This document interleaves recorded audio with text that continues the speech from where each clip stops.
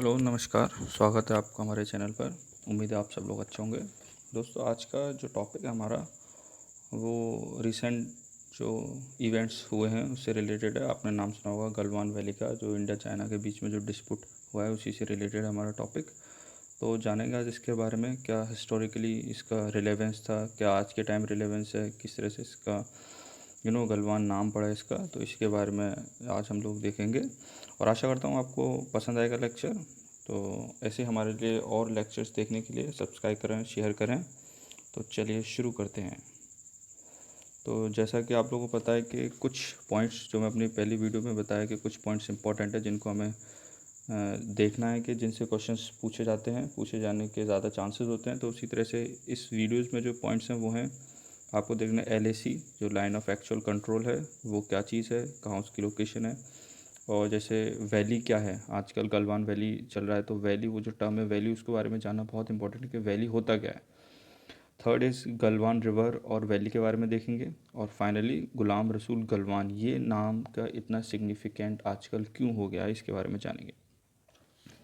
तो सबसे पहली चीज़ कि आजकल ये जो गलवान वैली जो नाम आया ये न्यूज़ में आया कैसे, ये इतना हाइप हुआ कैसे। तो रीज़न क्या है इसका कि इंडिया एंड चाइना के बीच में कुछ डिस्प्यूट हुआ है और वो जो एपी सेंटर जो इस डिस्प्यूट का वो एपी सेंटर वो है ये गलवान पॉइंट पर, गलवान वैली जो है यहीं पर, जो कि at the line of actual control पर है बिटवीन इंडिया एंड चाइना। वहीं पर ये recent dispute between India and China हुआ है।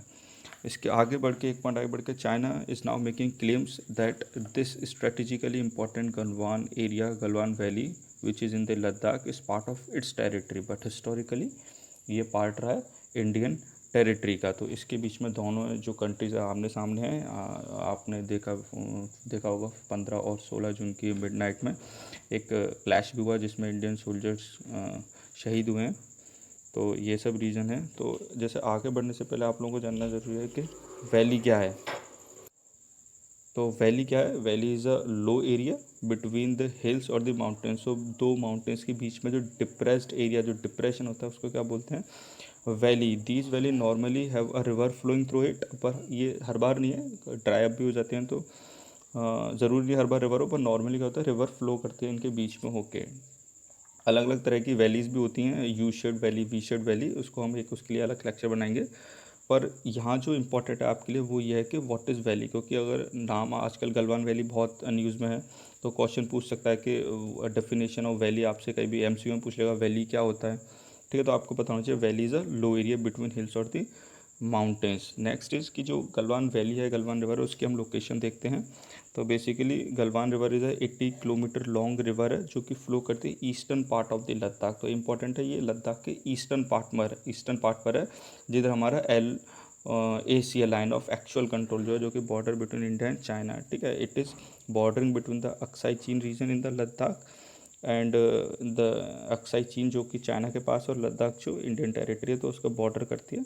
It flows west to join the Shyok river, और ये किधर फ्लो करती है, वेस्ट की तरफ फ्लो करते हैं। तो ये एक अच्छा MCQ बन सकता है कि ये गलवान रिवर वेस्ट की तरफ फ्लो करती है, ईस्ट की तरफ फ्लो करती है, किस रिवर को ज्वाइन करती है। तो यहाँ आपको याद रखना है कि it flows west and it join the Shyok river. ये आप मैप में देख सकते हैं कि ये जो एरो जा रही है ये गलवान रीजन है।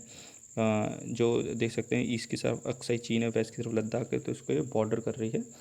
ये वही फ्लैश पॉइंट है जहाँ पर क्लैश हुआ था between Indian and Chinese soldiers. तो फाइनली ये जो नाम है गुलाम रसूल गलवान, हु इज़ गुलाम रसूल गलवान, जिसके ऊपर ये लेक्चर है। तो basically Ghulam Rasool Galwan was a Ladakhi explorer of Kashmiri descent who discovered the Galwan valley in 1899। तो इससे बहुत सारी थ्योरीज हैं पर मोस्ट प्रोमिनेंट थ्योरी जो है वो है कि he was a part of the British expedition team जो एक्सप्लोर कर रहे थे एरियाज़ को। तो इसने उनको एक तरीके से डायरेक्शन शो करी थी, तो उसका ये पार्ट था।